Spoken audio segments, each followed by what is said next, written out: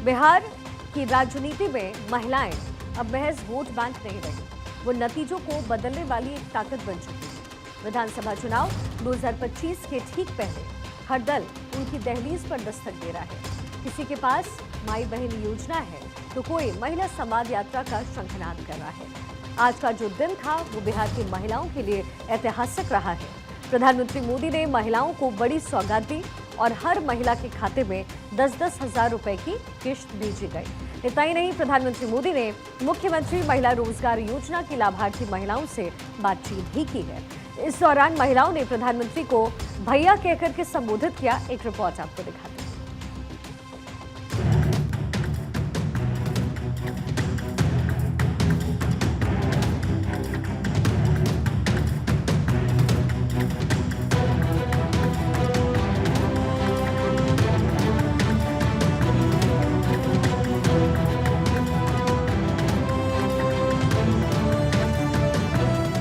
बिहार की राजनीति में शुक्रवार का दिन ऐतिहासिक बन गया। पीएम मोदी ने वर्चुअली और सीएम नीतीश कुमार ने संयुक्त रूप से मुख्यमंत्री महिला रोजगार योजना के तहत राज्य की 75 लाख महिलाओं को बड़ा तोहफा दिया। इस योजना से हर महिला के बैंक खाते में 10,000 रुपए की राशि सीधे ट्रांसफर की गई। कुल 7,500 करोड़ रुपए की आर्थिक सहायता ने महिलाओं के जीवन को नई दिशा देने का काम किया। इस मौके पर पीएम मोदी ने महिलाओं को संबोधित करते हुए योजना के महत्व और राज्य में कानून व्यवस्था पर जोर दिया। लेकिन सबसे पहले आपको मोदी की महिलाओं को दिए गए सौगात के बारे में बताते हैं।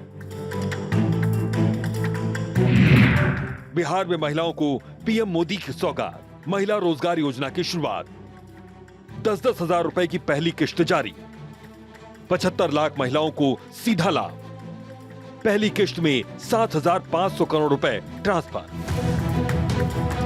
पीएम मोदी ने कहा कि अगर देश ने जनधन योजना से 30 करोड़ से ज्यादा माताओं और बहनों के खाते नहीं खुलवाए होते तो क्या आज इतने पैसे हम सीधे आपके खाते में भेज पाते। पहले योजना का पैसा आप तक पहुंचने से पहले लूटा जाता था।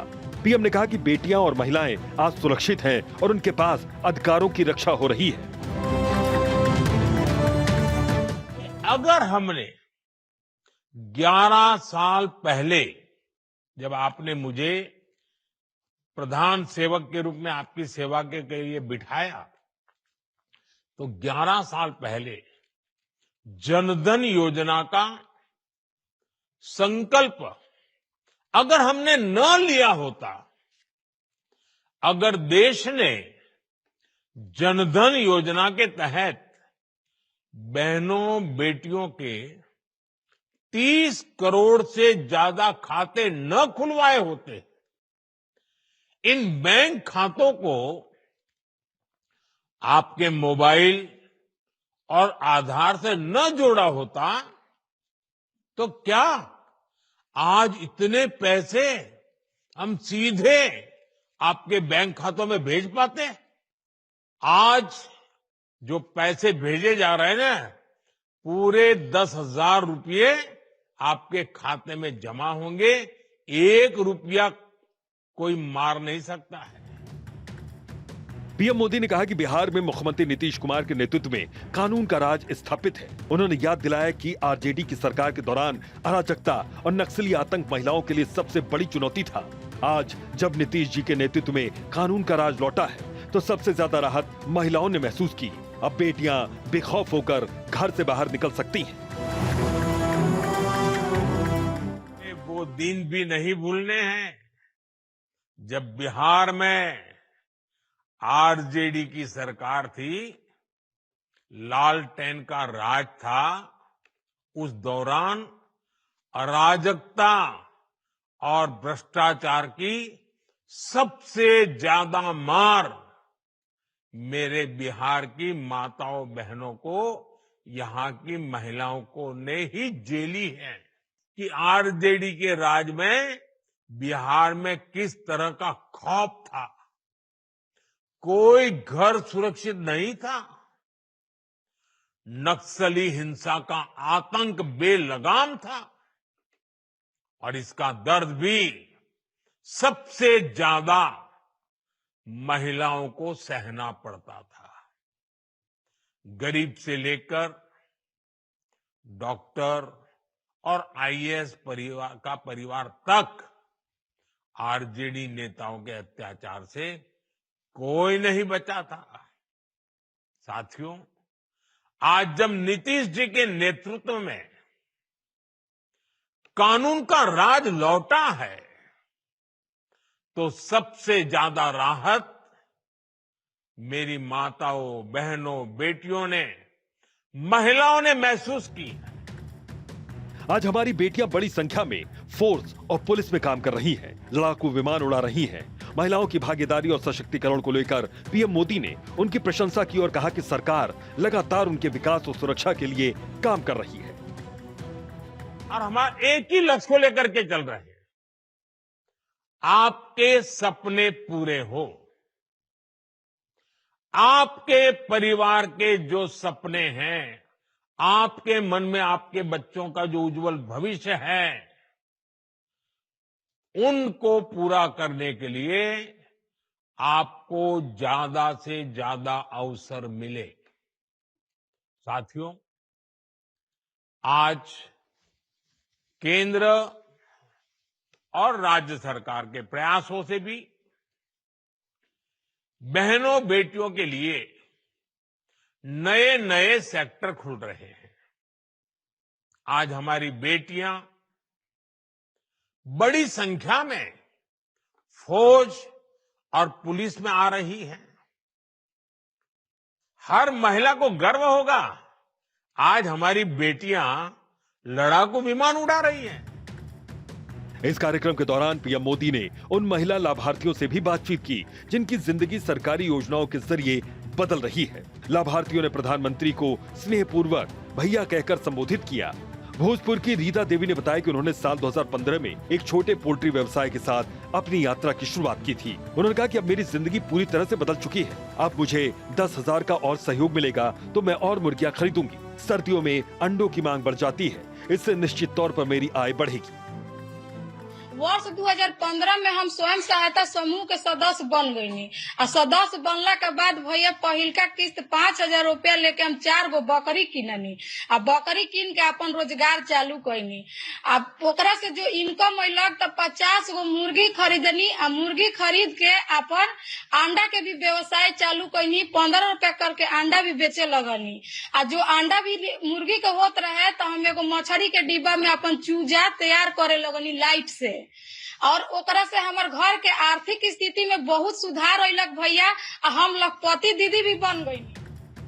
पश्चिम चंपारण की रंजीता खाजी ने पीएम मोदी से बातचीत के दौरान अपना अनुभव शेयर किया। उन्होंने कहा कि रोजगार योजना किसी उत्सव से कम नहीं। आगे कहा कि मैंने कभी नहीं सोचा था कि मेरे इलाके में सड़क, पानी और बिजली आएगी। उज्ज्वला योजना ने हमें धुएं से मुक्ति दिलवाई।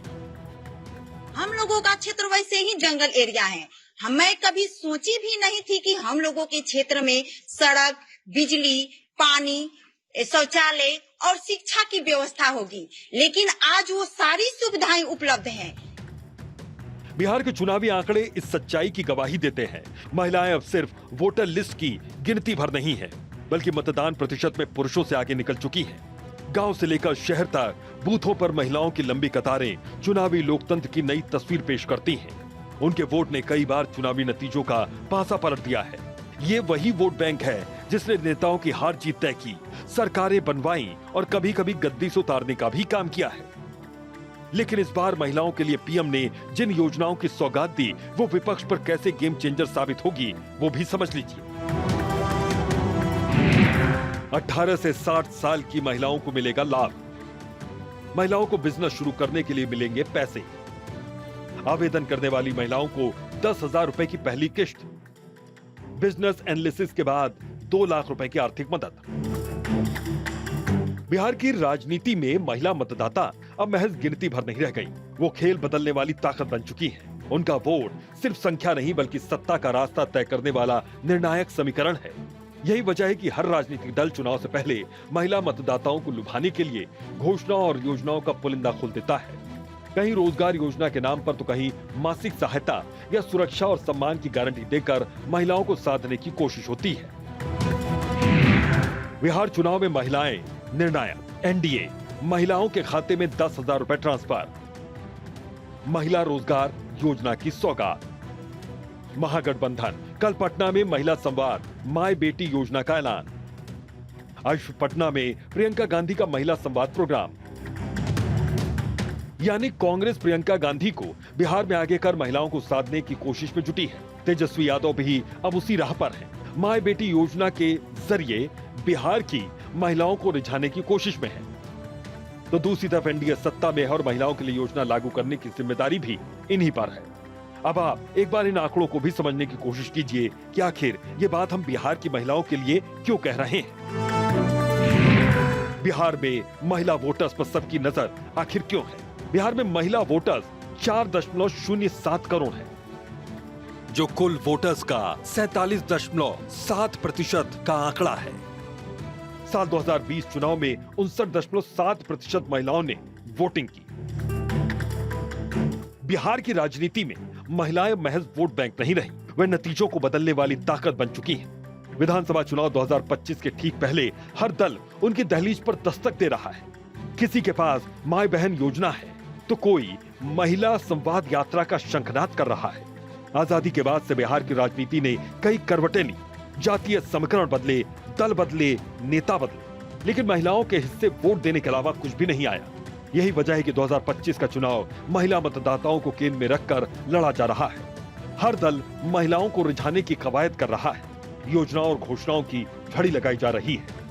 Bureau report, Bharat 24। बीजेपी का मिशन बिहार लगातार जारी है। महज 10 दिनों के भीतर देश के गृह मंत्री अमित शाह आज से बिहार दौरे पर हैं। बिहार के बेतिया से मिशन की शुरुआत करते हुए गृह मंत्री शाह बीजेपी कार्यकर्ता सम्मेलन में हिस्सा ले रहे हैं। यहाँ पर वो मंत्रियों सांसदों के साथ मीटिंग कर रहे हैं, तो जाहिर है अमित शाह इस वक्त मिशन मोड में हैं। अमित शाह चंपारण और सारण संभाग के 10 जिलों के कार्यकर्ताओं के साथ सीधा संवाद कर रहे हैं। इसके बाद पटना में वो 40 नेताओं के साथ भी मीटिंग करने वाले हैं। आपको बता दें कि इस मीटिंग में बीजेपी चुनाव प्रभारी धर्मेंद्र प्रधान भी शामिल हुए। आज बेतिया और फिर पटना में उनका ये कार्यक्रम है, जबकि अपने दौरे से दूसरे दिन वो समस्तीपुर और अररिया में होंगे, जहां वो कार्यकर्ताओं के अलावा पार्टी नेताओं से मुलाकात करेंगे। अमित शाह का ये जो 2 दिवसीय दौरा है वो पूरी तरीके से चुनावी है। अमित शाह कार्यकर्ताओं को लगातार जीत का मूल मंत्र दे रहे हैं। अमित शाह ने बेतिया, बगहा, रक्सौल, ढाका, मोतिहारी, गोपालगंज, सिवान, उत्तर दक्षिण और छपरा समेत 10 जिलों के 294 कार्यकर्ताओं को संबोधित किया। बैठक में सांसद, राज्यसभा सदस्य, विधायक, विधान परिषद सदस्य, पूर्व सांसद, पूर्व विधायक, जिलाध्यक्ष प्रभारी और कोर कमेटी सदस्य सहित संगठन के अहम पदाधिकारी भी शामिल हुए। इसके पहले 17 सितंबर को अमित शाह ने पटना में बीजेपी नेताओं के संग मीटिंग की। 18 सितंबर को अमित शाह ने सीएम नीतीश कुमार से मुलाकात की। हालांकि इस चुनावी माहौल में पार्टियों को छोड़ने और ज्वाइन करने का जो सिलसिला है वो जारी है। अमित शाह के इस दौरे के शुरू होने से पहले ही नरपतगंज विधानसभा क्षेत्र से 4 बार के विधायक रहे यादव ने पार्टी को अलविदा कह दिया। जनार्दन यादव छात्र आंदोलन के दौरान जेल भी जा चुके हैं। हालांकि बीजेपी इस समय पूरी तरीके से चुनावी मोड में नजर आ रही है। बीजेपी की बिहार के साथ साथ पश्चिम बंगाल पर भी लगातार नजर है। बिहार में जल्द ही चुनाव की तारीखों का ऐलान होना है। ऐसे में बीजेपी और एनडीए के दूसरे साथी बिहार में बेहद सक्रिय नजर आ रहे हैं। अमित शाह के दौरों का सिलसिला लगातार चल रहा है। पीएम मोदी भी लगातार बिहार को करोड़ों की सौगात देने में जुटे हैं, जबकि सीएम नीतीश कुमार भी महिलाओं और युवाओं के लिए कई योजनाओं का ऐलान कर रहे हैं। ऐसे में मुकाबला बेहद दिलचस्प मोड़ पर पहुंचता नजर आ रहा है।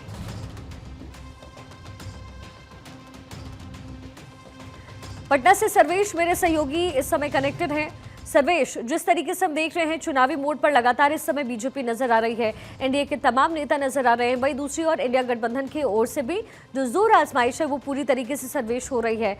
क्या कुछ तस्वीरें वहां से मिल रही है, क्या रणनीति बन रही है? कहा यह भी जा रहा है कि इस बार बीजेपी बड़ा सोच समझ करके जो निर्णय है वो लेने वाली है, जो कैंडिडेट्स है वो फिक्स करेगी, क्योंकि अगर एंटी इनकम्बेंसी फैक्टर काम भी करता है नीतीश कुमार के खिलाफ तो उसका पूरा फायदा वहां पर बीजेपी को हो जाए, कम से कम रणनीति वैसे बनेगी। जी बिल्कुल शिखा, आपने बिल्कुल ठीक कहा। और देखिए लगातार जो है मैराथन बैठकों का दौर जारी है। मैराथन जो है दौरे एक तरह से कहा जाए तो वो लगातार जारी है। अमित शाह पहले बेतिया गए थे और बेतिया के बाद सीधे वो वहाँ पे कार्यकर्ताओं के साथ वो उनकी बैठक हुई। वहाँ पे उनसे 4 जिलों के कार्यकर्ताओं के साथ उन्होंने बातचीत की, संवाद किया और उसके बाद अब बीजेपी दफ्तर के अंदर चुनाव कार्य समिति की बैठक वो कर रहे हैं। यहाँ से बैठक खत्म करने के बाद वो फिर होटल मौर्या जाएंगे, जहाँ पर core committee, BJP core committee की बैठक हुई। जहाँ तक उम्मीदवारों के चयन की बात है तो उम्मीदवारों के चयन को लेकर बीजेपी प्रदेश स्तर पे जो उम्मीदवारों के चयन करने की जो प्रक्रिया थी उसको कल ही पूरा कर लिया गया था। उप मुख्यमंत्री सम्राट चौधरी के आवास पर जो बैठक हुई थी उसमें 2 दिनों तक ये बैठक चली थी, जिसमें तमाम चीज़ों पर बातचीत हुई थी।